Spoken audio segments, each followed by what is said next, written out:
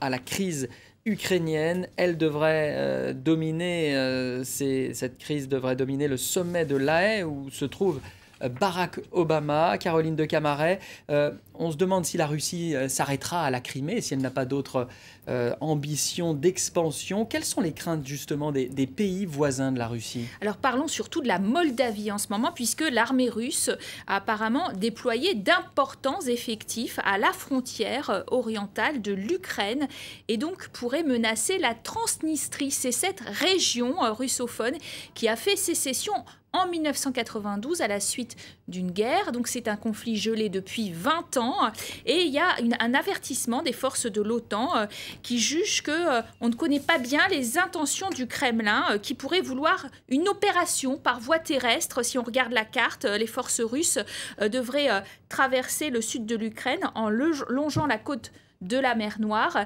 Une menace jugée aussi très sérieuse par le candidat conservateur aux prochaines élections européennes, Jean-Claude Juncker, qui a parlé de la Moldavie comme la prochaine victime de Moscou.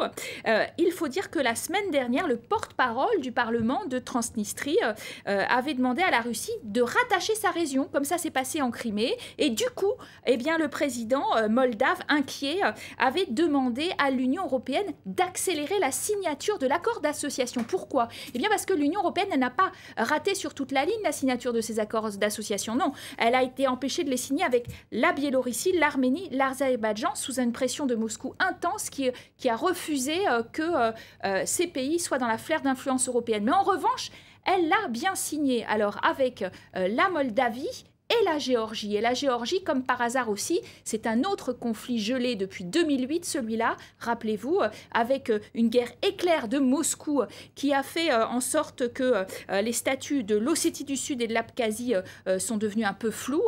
Les Russes sont présents sur ce territoire aussi. En quelque sorte, on a avalisé, nous les Européens, l'occupation de l'Ossétie du Sud et de l'Abkhazie sous domination russe. Alors, on voit bien qu'en Crimée, eh bien, on est allé un pas plus loin, puisqu'il y a rattachement à la Russie, évidemment, de quoi inquiéter les Européens. Et justement, les Européens ont-ils encore les moyens de faire reculer Vladimir Poutine? Vous savez, ce qui a été décidé à la fin de la semaine dernière au sommet européen, c'est finalement la deuxième phase de sanctions, un gel des avoirs autour de Vladimir Poutine en particulier.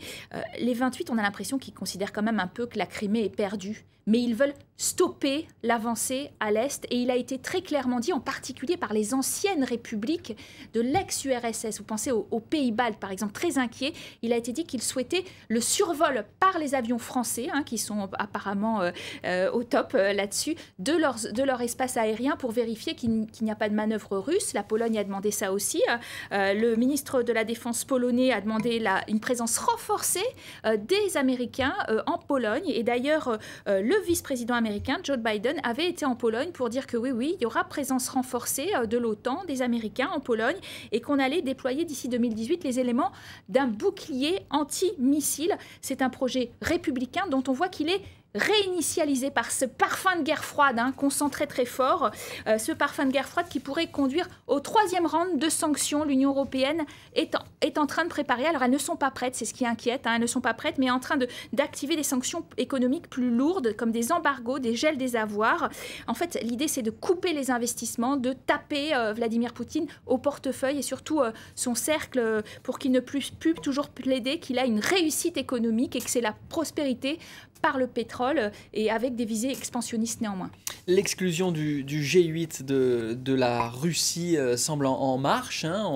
Ça sera peut-être annoncé ce soir. Et ça serait une sanction symbolique ?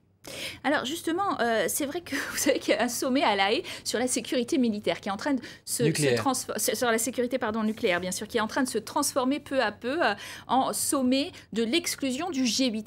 Écoutons tout de suite le président américain Barack Obama sur ce thème.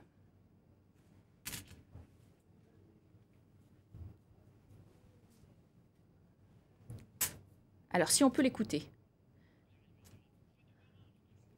Barack Obama est à La Haye, il faut dire que ce n'est pas la porte à côté, mais on va quand même l'écouter, je pense. L'Europe et l'Amérique sont unies dans notre soutien au gouvernement et au peuple ukrainien. Nous sommes unis dans nos efforts pour imposer des coûts à la Russie suite à ces actions. Le Premier ministre Rutte a eu raison de dire hier que des sanctions fortes pourraient frapper durement l'économie russe.